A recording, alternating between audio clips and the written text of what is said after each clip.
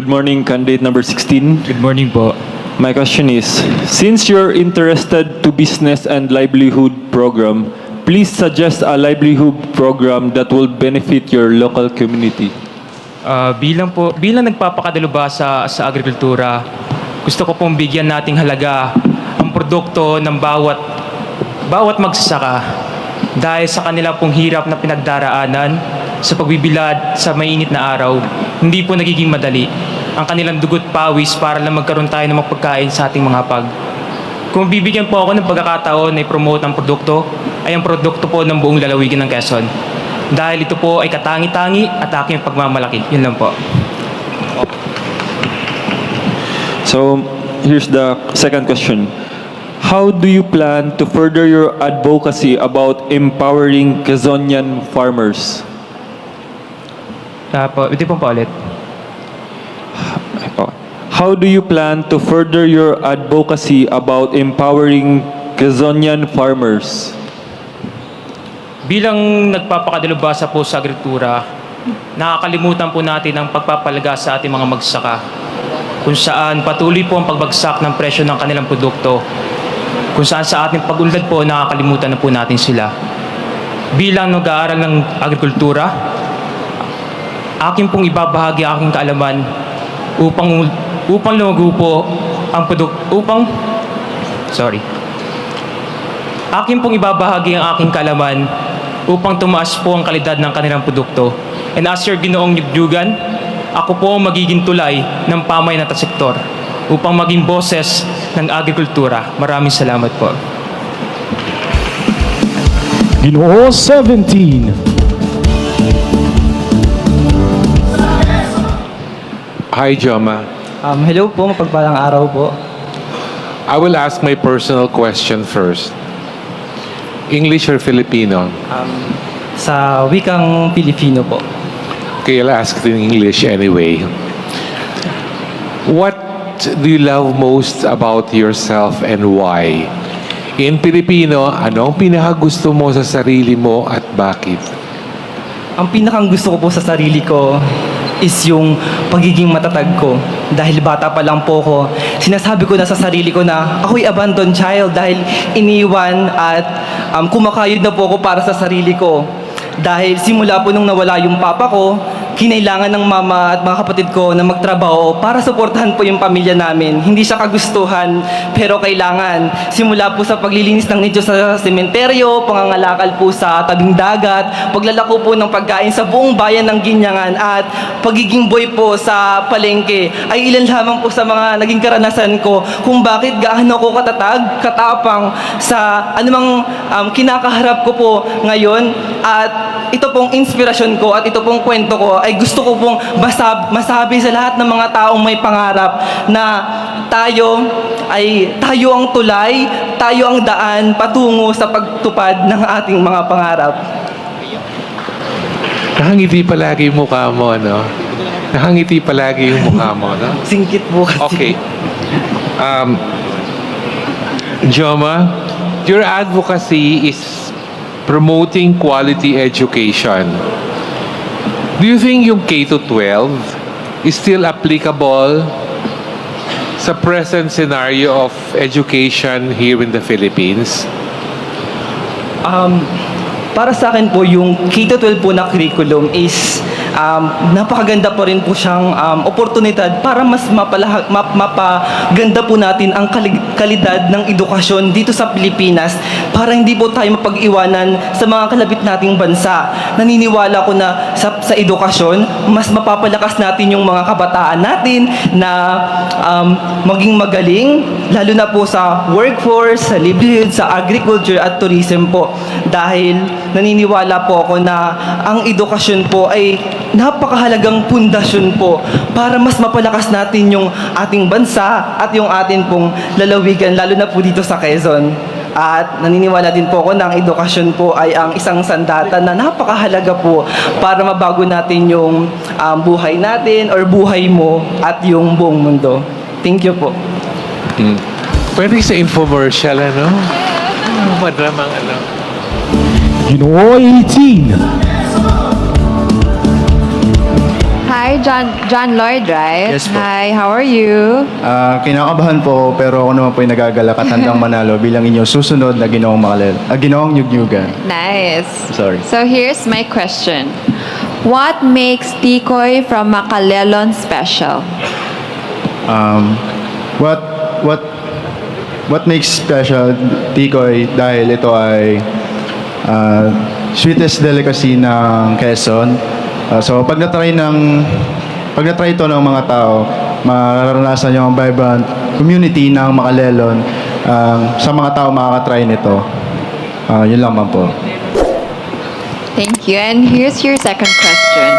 This is my personal question.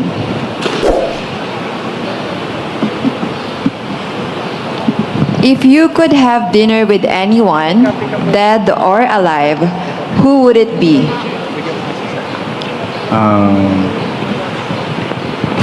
I would choose Dr. Jose Rizal to thank him, magpasalamat para sa kanyang kabayanihang ginawa para sa ating bansa. Sinulat niya ang para mamulat ang mga tao sa ating bansa noong unang panahon. Yun po, si Dr. Jose Rizal. That's all, thank you. Thank you. Ginoong 19. Hello, Prince. Hello po, good morning. Good morning. We heard that you are an avid fan of basketball. What is your take on the limited resources being provided by the government to Filipino athletes? Again, you are an avid fan of basketball. What is your take on the limited resources being provided by the government to Filipino athletes? As an student athlete, I know to myself that the best resources that athlete have, aside from teamwork, is to trust yourself. Dahil sa larong ito, kung hindi mo kaya magtiwala, hindi mo rin kayang manalo. As your Ginoo, I just applied that in pageantry. Because I trust myself. Because I know to myself that I am capable and I can do it in my own. As your Ginoo, just want all you to know that I am ready to be your next Ginoong Nyugyugan 2024. Maraming salamat po. Okay, my next question is, what would you rather be? The next Ginoong Nyugyugan or a successful athlete? To be honest, standing here right now was a top one for me. Because in my previous pageant, I just landed a second runner-up. But here I am right now, trying to be a successful Ginoo. Because I want to champion my purpose. My purpose is to champion my advocacy, which I named Niyugan, Puno ng Pag-asa at Buhay.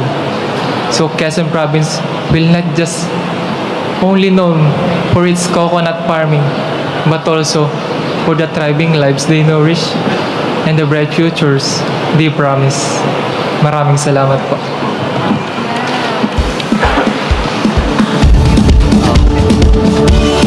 Ginoo 20.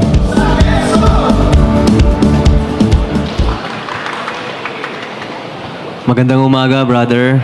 Hi, good morning. You can answer me in English or Tagalog, ha? Okay.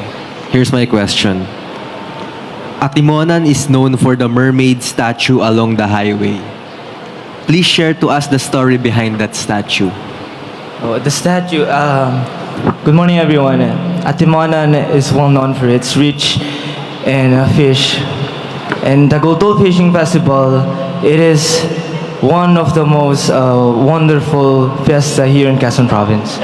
As someone who grew up abroad, and when I came back here back in 2019, I reconnected and relearned my roots. And I saw Quezon Province has a lot to offer. And Quezon Province isn't just a place; it is also a wonderful place for everyone. And as an Atimonanen and one that wants to want this for Atimonan, I want to cooperate with the local government unit to expand my advocacy. That is a youth empowerment through sustainable and culture arts program by creating programs and seminars to the youth. Just like the Mermaid and Atimonan Quezon, I want it to be preserved because the story of it is the identity of an Atimonanin. And if all of the thing, in all of my effort may come, may all of my effort all throughout. Thank you. Here's my second question. What can parents can learn from their children? Sorry, can you please repeat the question? What can parents can learn from their children? Well, as a product of a broken family, I was exposed to a different way of living. Having my friends without by my side has taught me a lot. That is to become courageous. And that courage has taught me a lot of lessons. To become strong, independent, and to never doubt myself.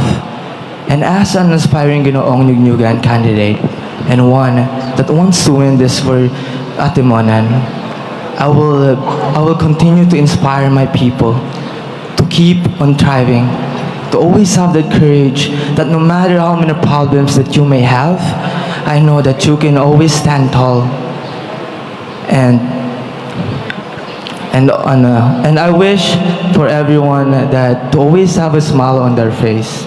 And in all of these things I say becomes a reality, I'll be able to show myself worthy for the crown and hopefully be the source of inspiration for us all. And if I can do it, so others can too. Thank you. Gumaka, what is your usual content and how do you plan to use your social media to promote Niyogyugan and Quezon Province in general? Oh, most of my contents, whenever I do contents, most of the time I tell stories about my mother. And I think people are very much engaged with that because I was able to share my vulnerability. And also, they never expected that I have that kind of story. But to answer your question on how I'm gonna be able to use my platform to promote Quezon Province, I think if I have enough equipment, I'm very much willing to create a travel content here in Quezon Province because I know that our province has a lot of things to offer. Me and my friends always go to Calawag, Quezon, even if we are not from there, because we really enjoy the beach. Even in Atimonan, we always go and try to experience the wonderful falls. And it really gives me joy and bliss. And I hope I could share this to people if only I have this kind of enough equipment to do that. So I think with all the people that's following me, they will be able to appreciate more of Quezon Province. That's all. Thank you. So for my next personal question, we will not give you a score based on your perspective, but instead how you will be able to answer it. Okay. So ngayon sa gitna ng mga usapin tungkol kay Carlos Yudo at sa kanyang nanay, at na-mention mo nga kanina na ang content mo ay ang iyong nanay, tama ba ang reaksyon ni Carlos Yudo sa mga pangyayaring ito o mali? Bilang isang anak. As a son, I'm very much grateful that my mother treated me well and raised me well, and she loved me more than everybody could expect. Before I answer that question, I would like to share a story why it's hard for me to react on that kind of situation. You know what, my dear Quezonian, my mother prioritizes my education over her health. She prioritizes my tuition fee over her hospitalization.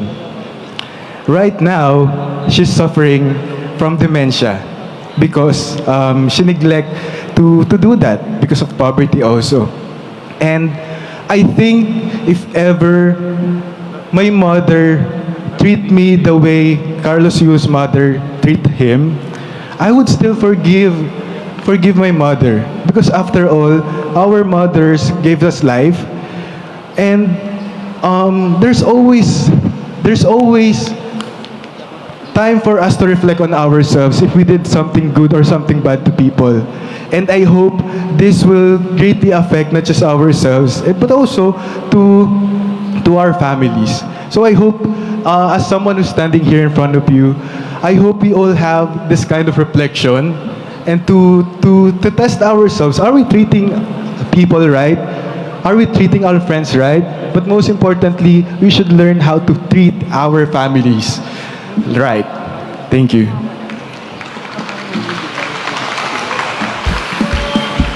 Thank you so much. GINOONG 22. Hello po. Good Magandang morning, tanghali po. candidate number 22. My question is, sustainable agriculture is one of your advocacies, right? What one program would you suggest to the Office of Provincial Agriculturist in order to promote sustainable agriculture? Pwede pong paulit. Okay. Sustainable agriculture is one of your advocacies. What one program would you suggest to the Office of Provincial Agriculturist in order to promote sustainable agriculture? Thank you. Bilang isang kabataan, gusto ko na magkaroon or ang bawat kabataan ay makiisa sa ating local government para makiisa sa mga isinasagawa nila para sa programa about sa environmental awareness.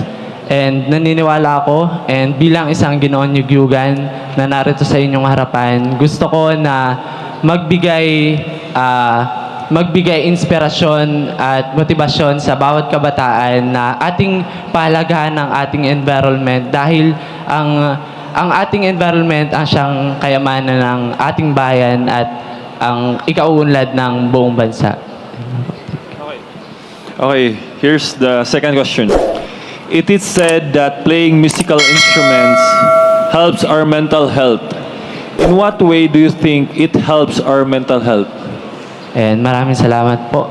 Yan, bilang isang kabataan na mahilig sa musika, ako po ay kapag ako ay nakakaramdam ng kalungkutan or ng anumang mga iniisip or anxiety, ako po ay umaawit, ako ay tumutugtog dahil dito ko na-express yung aking nararamdaman. Dito ko inilalabas yung lahat ng mga emotions, lahat ng mga saloobin ko sa pamagitan ng pag-awit. At ito po ay malaking tulong sa akin bilang ako na naka-experience mismo dahil kapag ako ay umaawit, yung bigat ng aking damdamin ay doon ko na ilalabas yung doon ako mas gumiginhawa. Yan. Kaya yun po, sa pamagitan ng pag-awit, ako ay natutulungan ito sa aking mental health. Yan po, maraming salamat. GINOONG 23.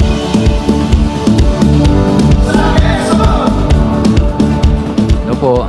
Hi, Miko. Yes po. I'll ask you my personal question first. I think bagay na bagay sa itong question na ito, no? If you are asked to choose, alin na mas importante? A fit body or a fit mind? For me, it would be having a fit mind, because by that it will enable us to have a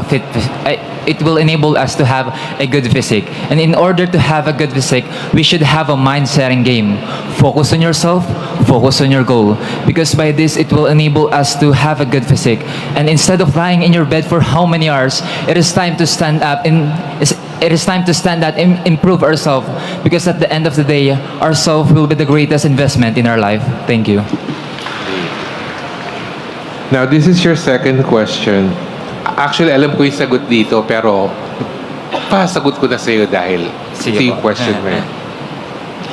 What is the festival of your municipality, and how does it help Candelaria's economy? So for me, it would be the Candle Festival of Candelaria. And we Candelarians known as to be a good performer when it comes to Candle Festival. And before we have before we can perform well, it comes with a lot of sacrifices. And sacrifices comes with dedication, passionate, and being authentic. And by these qualities, it will enable us to have a good tourist. And I know to myself that one of the best way to make a good tourist attraction is, of course, the people with good qualities. And I know that we Candelarians have it. And I would like to advocate each and every one of us to be open-hand to welcome our dear guests and tourists in our town. Because at the end of the day, our province will not just be a tourist destination, but a home for everyone. Thank you. Ginoong 24. Hi, Red. How are you? Hello po. Feeling nostalgic at the same time nervous. Are you ready? Here's my question. Fitness is one of your interests. What is the importance of fitness to us? I'll repeat the question. Fitness is one of your interests. What is the importance of fitness to us? Having a physique and a healthy body helps you to achieve your life and can help you to provide for yourself to your needs, because it can help you if you do have a good body. It can help you to create a beautiful life that you can have, because if you do have a healthy body, a healthy mind, and you can have a world that full of surrounding people so positive, and with that you can have a life with full of joy. Thank you. And here's my second question. This is my personal question. What is your favorite social media platform and why? My favorite social media platform will be Facebook, because I can express my gratitude to the people who's surrounding me, and with that I am here today standing in front of you because of the encouragement of my Facebook friends, and now I'm here ready to conquer the stage. Thank you. Hello, Wilson. Hello, good morning. We heard that you enjoy watching crime or thriller movies. Tell us why. Actually, I really love watching series that is connected with crime and mysteries, because ever since, actually, it is my dream, or one of my greatest dreams is to become a policeman. So, however, it didn't pursue because I pursue another job. But as long as I think that I am confident with myself and confident of what I am doing right now, I am very proud of it. Thank you. Okay, my next question is, you advocate for the children with cancer, right? Yes, sir. What is your message to the parents of these children? You know what? Before joining this competition, ever since I am an advocate for children with cancer and suffering from chronic illnesses, I even joined and become a volunteer to Carry Foundation, a foundation that supports this cause. And seeing these children suffered at a very young age is very sad for me, because I am very warm-hearted when it comes to kids. So if I will give an advice to the parents of those children who are suffering from chronic illnesses, I would say that stay strong and have the courage to face those battles and challenges in life. Because I know that for me, as an advocate for children with cancer, and it is our responsibility and it is our duty to fight for the resources, raise awareness, and eliminate the stigma associated with chronic illnesses and cancer. And for me, as long as I'm doing this, because I am very proud of myself and I'm happy with it, because I know that every child in this world deserves a chance at a fulfilling life. Thank you. Thank you. Ginoong 26.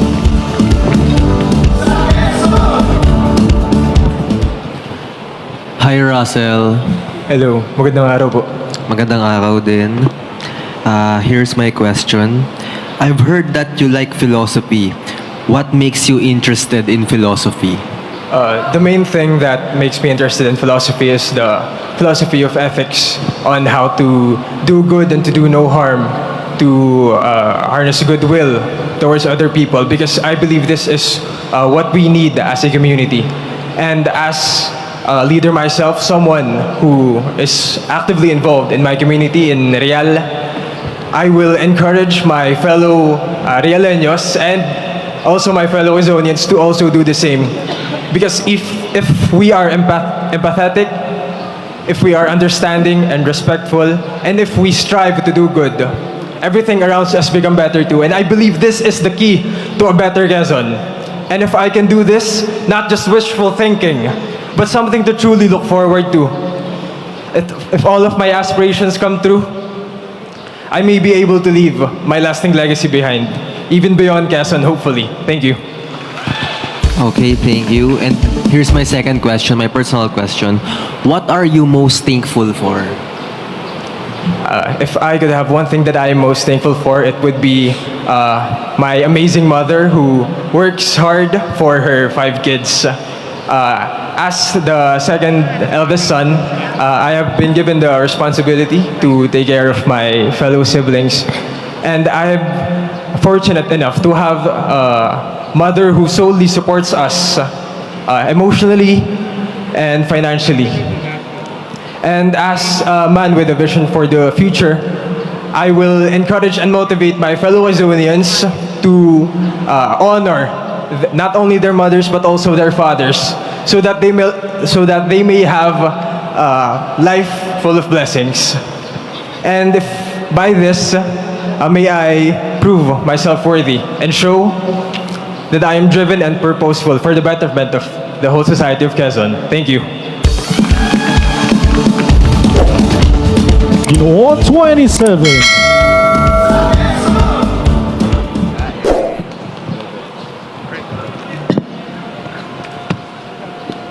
Mr. Panukulan, this is the first time that your town is joining Ginoong Niyogyugan. Yes. So why do you think should you win the title? Representing Panukulan in this prestigious competition is a huge honor to me, because given the fact that it is my municipality's first time participating in a big event like this, I also have the opportunity to showcase the real beauty of Panukulan, because I know that not all of you are aware of my hometown. It is relatively unknown because it is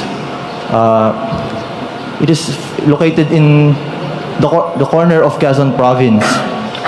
It is one of my platform and advocacy to honor Panukulan by representing it in this competition and showcase the beauty that it hides inside, whether it be in our tourist destinations, our marine and beach life, and most of all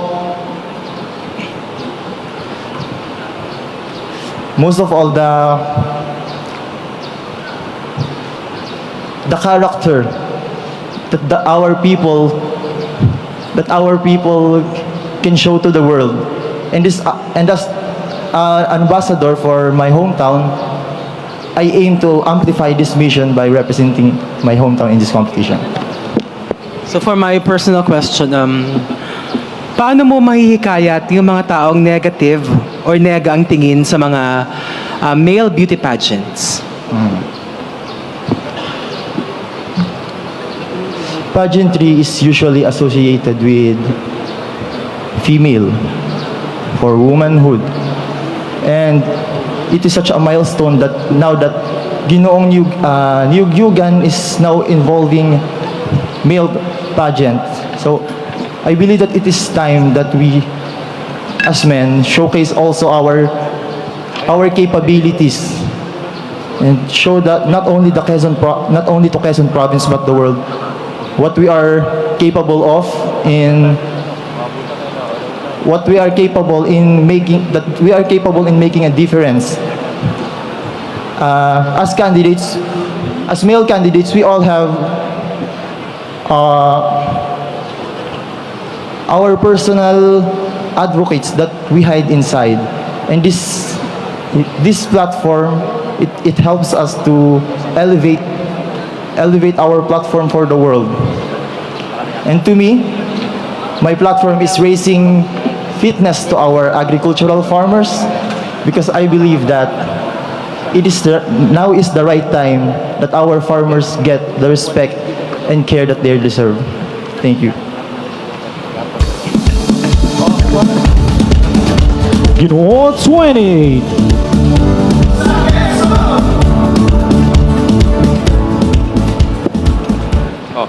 Good noon, John Edward. Good afternoon po.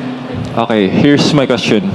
As an educator, what do you think is the biggest problem of the education sector nowadays? And how do you plan to contribute to make it better? To share to everyone, I am currently an instructor in one of the prestigious university. But before that, I am very much proud that I am an OFW. I am a seafarer by profession and currently teaching maritime education. And what I can see as the biggest problem that our education sector is facing today is the lack of facilities, lack of budgets being allocated, especially to those areas that are not really being visible by our government. And I believe that it is time that we provide quality education and equal access to education for all. And I believe that it only be possible if we will be able to collaborate with our leaders. It is time that we propose platforms, we propose projects for those unsung and invisible areas to have a progress so they can also achieve the education that all children deserves. Thank you. Okay, nice. Here's your next question. You want to promote Quezon as a beacon of coconut excellence. Give us one coconut product that you think will be successful in international market.